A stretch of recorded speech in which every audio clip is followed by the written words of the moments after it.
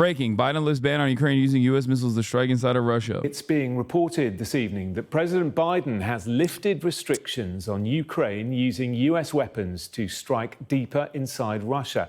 President Zelensky has been pushing Western allies to allow his forces to use the missiles. It's believed the decision could help shift momentum in the conflict. Sky Security and Defence Editor Deborah Haynes joins me now from Rio de Janeiro, where the G20 summit is due to start tomorrow. I'll do a fun react and to this news today. will come as a huge relief to President Zelensky, who has been calling for it for many weeks. It will, and Joe Biden is actually going to be coming here to Rio de Janeiro, where he will be meeting alongside other world leaders like China's president. He met him yesterday, actually, at a different... Yeah. So this is the thread. Biden has authorized Ukraine to use powerful ATAMCs, long-range weapons for limited strikes inside of Russia in response to North Korea's deployment of thousands of troops to aid Moscow's war effort, two senior U.S. officials tell the Post. The easing of restrictions on allowing Kyiv to use ATACMs to hit target inside of Russia is a significant reversal in U.S. policy and comes as some 10,000 elite North Korean troops have been sent to Kursk to help Moscow retake territory gained by Ukraine. The Biden administration fears that more North Korean Special Forces units could follow up in support of this effort. The move, ATACMs. It's such a funny word in general. ATACMs. It sounds like a treat. The move precedes by 2 months the return of Trump, who has signaled he intends to fight a diplomatic off-ramp to the war. Biden provides Ukraine's use of long-range U.S. weapons inside of Russia, reversing policy. I wonder why Biden gave his approval now. Ukraine's Zelensky says he wants to end war with Russia through diplomacy next year. But also, Zelensky has said... wasn't there like a podcast going around of Zelensky sitting on a radio show being like, fuck you, America. We will never sit at the table. You can't force us to do anything or some shit. Now, I think that's probably him just posturing in an effort not to get like assassinated. Or maybe it's an older video. The principle still remains as far as Zelensky being like, oh yeah, nobody can tell us to do anything, which Elon Musk replied with, he's such a funny comedian. His sense of humor is amazing. Вона повинна бути сильною для будь-якої дипломатії. Firstly, strong Ukraine. Сильна Україна. Вона повинна бути сильною для будь-якої дипломатії. Хочу ще раз це підкреслити. But the USA is not only a potential mediator in the negotiations. This is a country that provides huge amounts of assistance to Ukraine, which can encourage us to sit down at the negotiating table. What message did you get from Donald Trump during this context that you have with him? I mean, as he says, I will become president and sit down at the negotiating table. What does it look like? Thanks for reading for us, bro. Couldn't do this without you. I mean, yeah, there are people who listen and don't watch. There are audio listeners. So yeah, that's why I'm reading it out. At the negotiating table, what does it look like? No, I think he does not say that. Ми незалежна Україна. We are an independent Ukraine, and it seems to me that during this war, в час цієї війни наш народ і я особисто our people, and I personally, in negotiations with the United States and with Trump, Biden, зі Сполученими Штатами Америки, і з Трампом, і з Байденом, і з іншими and for європейськими other European leaders have proven довели, що ми with us, the rhetoric of sit and listen is not working. Що з нами риторика сідай і слухай не працюючи. І це не And this is not because we are like that, but because this is how we should treat any country. Ми такі, а через те, що так ми повинні відноситись в принципі до будь-якої країни, будь-якого народу. Any people, any leader to respect. This is equality. Це, в принципі, рівність, одна з цих цінностей, One of those values that we are fighting for today. I mean, he doesn't say anything like that bad. The U.S. cannot force us to sit and listen at the negotiating table. We're an independent country, says Ukraine President Zelensky in Ukraine radio interview. But I think the way that the Visegrad boys posted this is not exactly the way that he's talking about it. Like the way he phrases it is not that aggressive at all. It's almost not what he said at all. And yet it seems like nobody fucking looked at what he said and just kind of went off on what the Visegrad sourcing looked like, which is always going to be bad. It's fucking Visegrad. They're dumbasses. I thought Visegrad people are pro-Ukraine. I don't want to even get into what Visegrad people are, but they are a propaganda rag in general. So, yeah, his sense of humor is amazing, says Elon Musk. He didn't even fix it. He said his sense of humor. And then he posted a link to the BBC News. Ukraine Volodymyr Zelensky, the comedian president who's rising to the moment. It's made up to sound like attack him. Zero evidence of Koreans. Putin said the RF will use nukes if there comes a lot of missiles flying since they can be nuclear.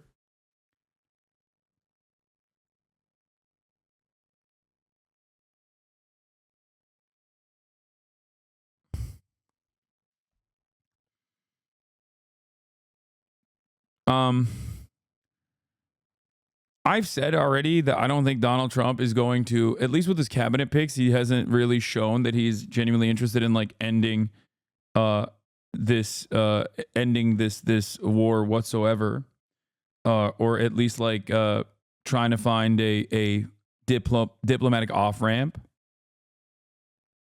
Okay, I don't think that he is even remotely interested in that whatsoever. Usually because this kind of stuff does not. America's interests in Ukraine are not born out of, as I've repeated time and time again, a genuine emancipatory goal. America has found itself on the right side of this dynamic. A sovereign nation, having its sovereignty violated by a neighboring state that is waging war on the sovereign nation. So yes, Ukraine does have a right to defend itself. America's interests in Ukraine, however, are in my opinion, extension and continuation of this war. Zero evidence. I have seen no video of Koreans in Kursk, and everything is filmed in this war. It's propaganda. I have seen it. What the fuck? I definitely have seen it, and I'm pretty sure that's not wrong. I think that there are Korean stationed, like North Korean stationed in Russia to a certain degree.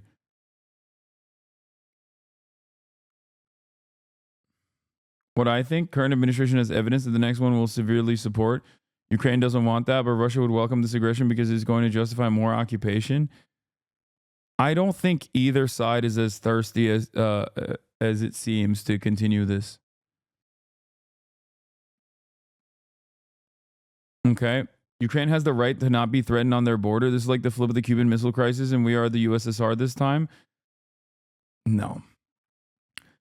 While I understand the Western world's ambitions in Ukraine, its political ambitions in Ukraine, wanting to bring this bordering nation into the sphere of Western influence, and how that could come across as frustrating to Russia, I have always maintained the position that Vladimir Putin's actions of invading Ukraine was the dumbest thing that he could have possibly done in this situation, regardless of like the additional territory that he's been able to violently seize in this process. It's still an unimaginably dumb fucking thing to do.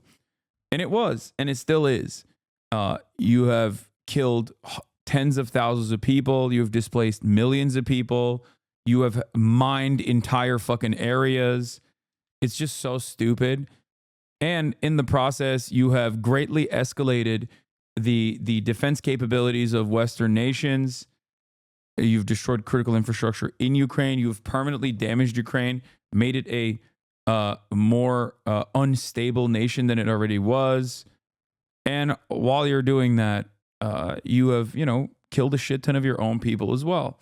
So it is, and you have legitimized the NATO admirals and their positions at a time when, you could have gone the Chinese route. you know? You could have 100% pursued the Chinese route of just doing energy contracts. That's why I always laugh when people who are pro-Russia will always say like, oh, what about LPR and DPR's independence? And it's like, dude, they've destroyed LPR and DPR. The fuck do you mean? Like, if you're talking about the 13,000 people that were killed through routine bombing campaigns that the Ukrainian state and its National Guard were engaging in a tit-for-tat battle with people in the region, some were Russian proxies as well. Yeah, guess what, dude? The solution to that is not to kill more fucking people. It's just because that's what the Vladimir Putin solution has been. And I feel like that is not an adequate solution. That is a bad solution to the problem. You just worsen the problem. So I don't think that is a valid excuse. I don't think that there are valid excuses to invade a sovereign nation like this, regardless. Honestly, in China, even the most Z-pushing hogs would say that Russia still had diplomatic options they should have tried before invading lol. That's what I mean. It's just like, it is incredibly disruptive when there were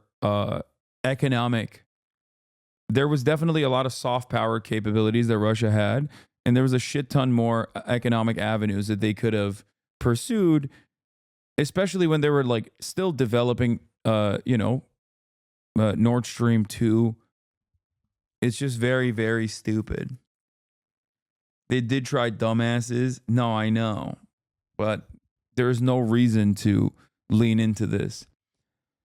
I recently talked to a family member who's living in Russia. I think he's leaning in the pro-Russia side, sadly, but he told me apparently a lot less people are protesting now. Russia's supposedly signing contracts for up to 8 million rubles for people to go fight in Ukraine.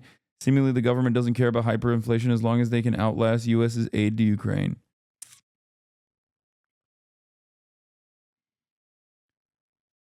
Every action that... Oh, by the way, Pale Scrit, thank you for the 50 gifted. What should Russia have done to prevent Ukraine from joining NATO? The process of joining NATO is one that is supposed to be democratic, regardless of how much clout America has in this situation. And not only did Russia already maintain Crimea, okay, which made it impossible for Ukraine to actually join NATO, there was no interest. And America itself has also routinely said that Ukraine will never join NATO. Like they hold that as a fucking carrot. But it's just, it's marketing. I don't think that it was valid. I don't think that Russia's concerns about Ukraine joining NATO were valid.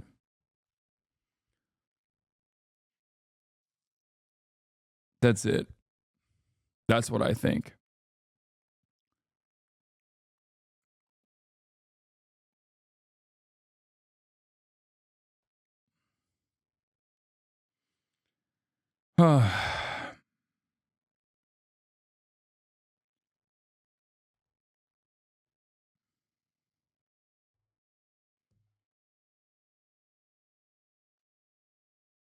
The U.S. also said they don't plan to move eastwards with NATO, but they still did. Yes. I mean, look, the NATOization of Finland happened. Okay? It did. North Sea 2 was bombed in the process. Like, this has not been as a banger of a fucking campaign for Russia as the way certain people claim it has been. I don't think that even the biggest Ukraine defenders at this point are saying that it's been successful for Ukraine. I think everybody understands the situation is dire. But ultimately, I think Russia's actions basically fucking propped up NATO in a very big way. Now the question is, will opening up target or or taking away target restrictions and allowing Ukraine to use American weapons to strike directly inside of Russian soil and Russian territory, will that actually give Ukraine a upper hand in this battle? And if that's the case, why didn't they do it earlier? I don't think so. I think all it does is simply continue. It's just simply continues the conflict in a time when it's just like the Kirk's offensive did not actually stop Russia from moving further into Ukraine.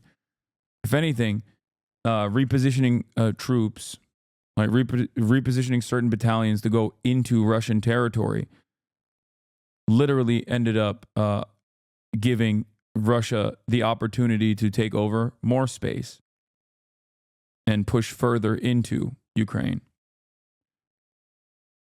So I don't know. I don't know what will happen.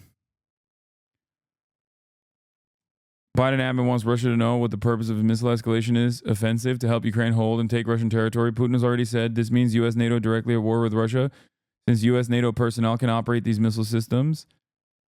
Biden allows Ukraine to strike Russia with long-range U.S. missiles. With 2 months left in office, the president for the first time authorized Ukrainian military to use a system known as ATACMS to help defend its force in the Kursk region of Russia. A major escalation, Putin said that Western approval for such a step would mean the direct involvement of NATO countries, the United States, and European countries in the war in Ukraine because NATO military infrastructure and personnel would have to be involved.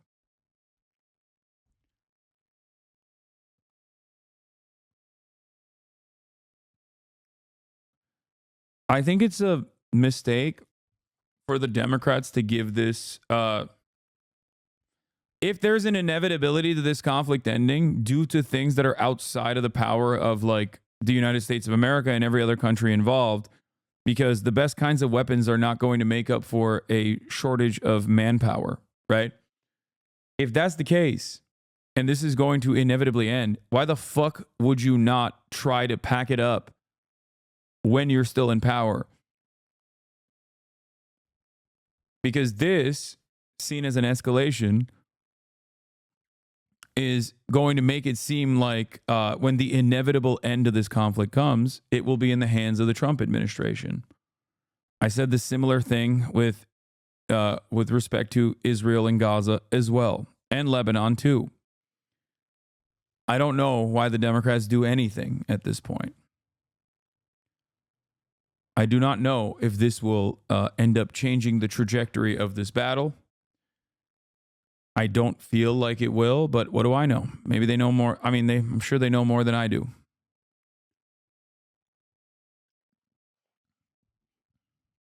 But having said that, when people were coming in here being like, well, you know, Trump is going to end the war in Ukraine, I kept telling them, this is not about law. Exactly. You don't know shit. Okay, you owned me, 19-month subscriber. Go ahead. I'm sure you have a significantly better point of view on this. This is actually going to really turn the tables of this conflict. I'm sure you've probably been watching all the combat footage on every subreddit. You know, you got this. People said this to me when Ukraine had an upper hand. It's far better leverage in the negotiations process way back when they had a conversation. No, I don't. And I don't pretend to make assumptions like you. Wait, what? Why are you mad at me then? I'm also openly recognizing that I don't know where this will go. Having said that, however, okay, there was one area where I was right. When they had a 15-point plan spelled out in the Antalya conversations, I'm not mad at you, little buddy. What?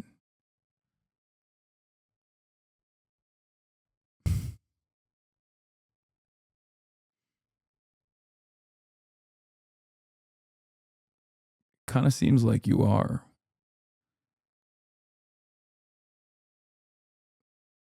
Kind of seems like you're just chirping. I don't know why. If we're not in disagreement. Well, you should probably figure that out.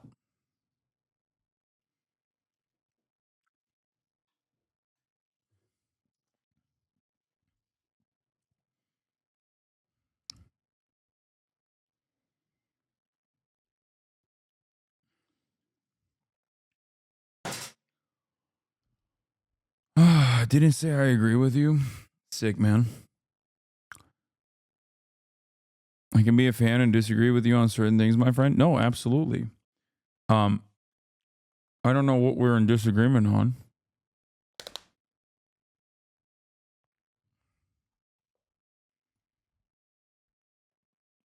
But that's cool. Anyway, as I was saying, Ukraine had far more leverage in the Antalya 15-point plan that was discussed in the beginning, a couple months in. And at the time, I said that this would be a great deal to put together on the table, and everyone yelled at me and said, that's appeasement. You are Neville Chamberlain. You are, you want Putler to win. You want Putler to win. And lo and behold, there is far more territory that Russia has acquired in the process and far more people that have died in the process. So, I don't know. I feel like that would have been a better time to do this. Because I repeated this back then, and I will repeat it again. All conflict ends with treaties, okay? Actually, what's your opinion on North Korean troops? What kind of opinion could I have? I think that yes, North Korea is trying to make a name for themselves in the global stage and beefing up their partnership with Russia in an alliance that is formed against Western nations in general.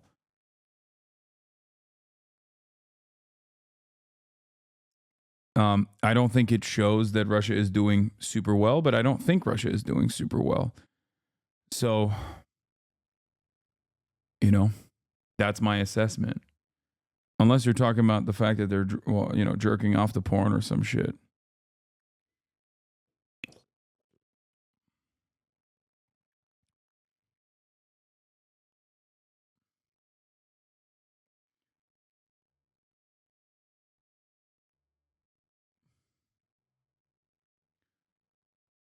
Anyway, seems like World War II strat again. I mean, they are talking about invading Kursk, so, or have invaded Kursk. So yeah, it is literally World War II strats. Anyway, if I speak like a condescending prick, can I get a private AMA too? No. I think that chatter is probably hopped up on Hasan as pro-Russia fumes. And that's why he thought he could get a gotcha on the North Korean thing. He probably thinks I don't think that there are North Korean troops stationed in Russia because I assume, does not listen to what I have to say, at least when it comes to this. He probably agrees with me on all this other shit. But I think on the issue of like Russia and Ukraine, he probably thinks I'm like pushing Z. So he's arguing against that position, thinking that I will be in agreement. Instead, he should be just listening to what I'm saying and the words that are coming out of my mouth, where he would be, I think he would understand it better and realize that maybe we don't have that many disagreements. Or maybe we do. I don't know.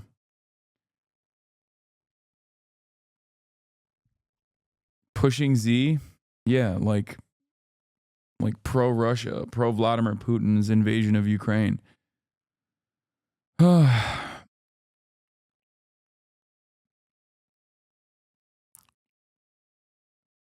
Anyway, I think that if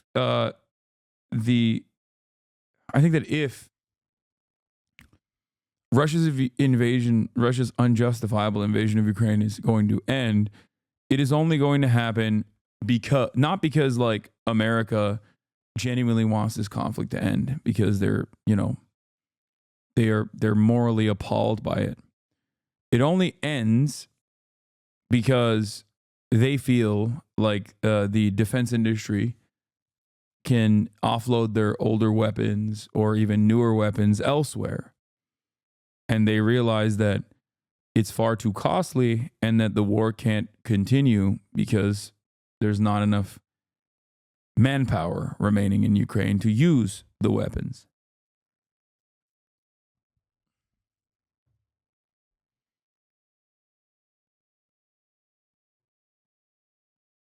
So yeah,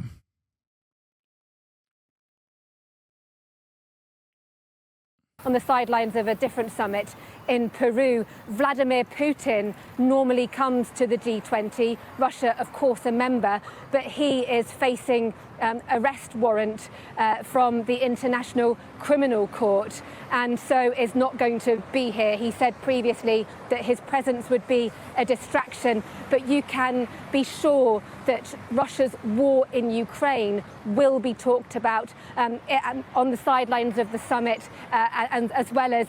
I don't believe you're lying in any way, and I believe you're very pro-Ukrainian, but I honestly have not seen a single video of Koreans in Kursk or in combat, and literally everything is on video. Yeah, I've only seen them like moving around. I've never seen them in combat, but then again, I don't fucking know how you would see them in combat, how you can identify them as Korean. But the only places that I've seen like a bunch of... I mean, Russia's a big country. There's hella Asian people inside of Russia too. So, you know, maybe they're just Asians from Russia and they're being presented as like Ukrainians, but that seems kind of silly.